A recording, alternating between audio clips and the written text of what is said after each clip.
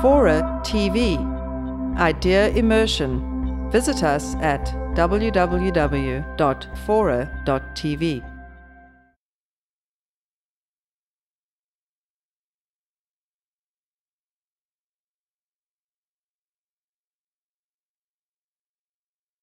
So there are a lot of characters in the book, and this is from early on where you're introduced to a couple of them.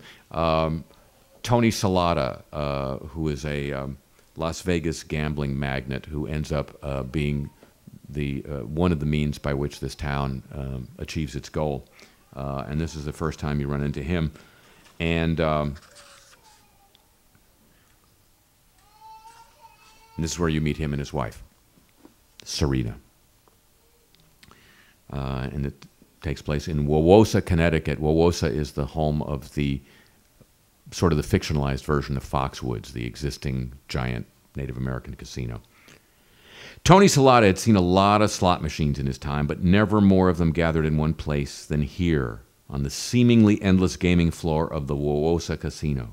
Quarter slots, dollar slots, nickel slots, penny slots, progressive slots, multi-million-dollar payout slots, slots with a highly stylized portrait of Chief Rocking Bear, patriarch of the Wauwatosa nation, on them, slots that put on a New Year's Eve-level video display every time you hit play, slots that beep like cell phones with Tourette's.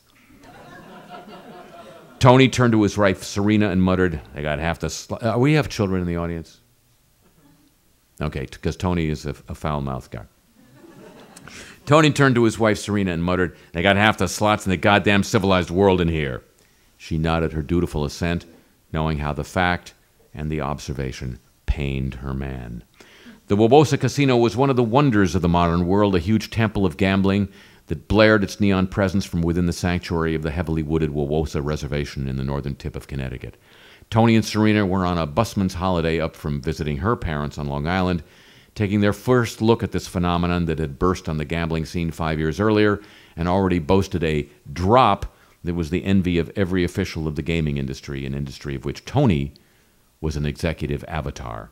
Pained, he was practically having a myocardial infarction from the fucking rage he was feeling, as Don Nightswim, a 1/32nd Wauwosan, who until 2 years ago called himself an African-American and sold discount women's shoes at the Payless in downtown Hartford, showed the Saladas around the third floor, entirely devoted to roulette, as well as the Blackjack Wing, the Craps Pavilion, and the Baccarat Tower.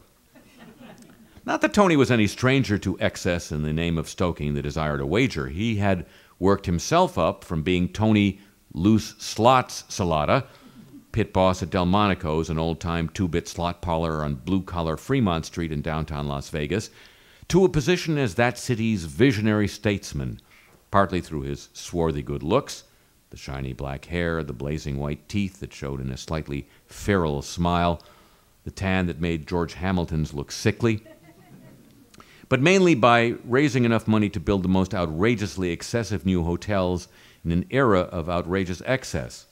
His Hotel Kathmandu, opened the previous year, offered a computer-generated Himalayan skyline out of every window,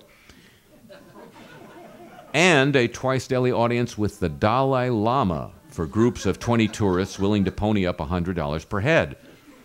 None of them had yet objected that Kathmandu was in Nepal, while the Dalai Lama came from Tibet. Tony's previous venture, the Milano, featured a 3/5 size replica of the Duomo and slimmed-down versions of famous opera by a company from La Scala. That was part of what so steamed him about Wauwatosa as he sat with Serena in Chips, the utilitarian coffee shop tucked at the far end of the slots floor, after Don Nightswim had excused himself, nodding his goodbye and then catching his weighty headdress just as the feathers were about to take a dive into Tony's chicken in the pot.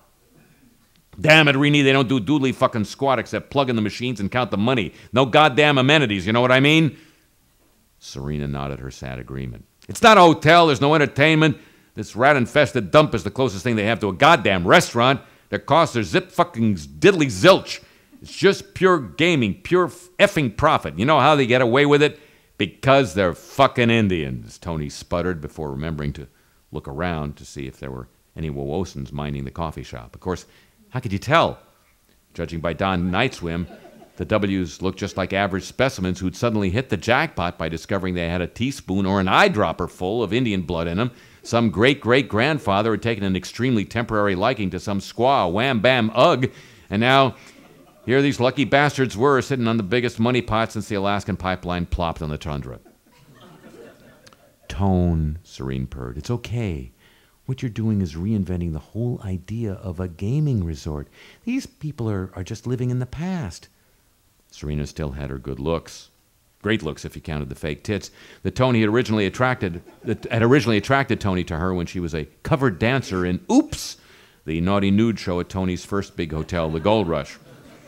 Full lips, blazing green eyes, red hair that still owed very little to the cosmetics counter at the Neiman Marcus and Tony's upscale Vegas mall, Le Chaperie.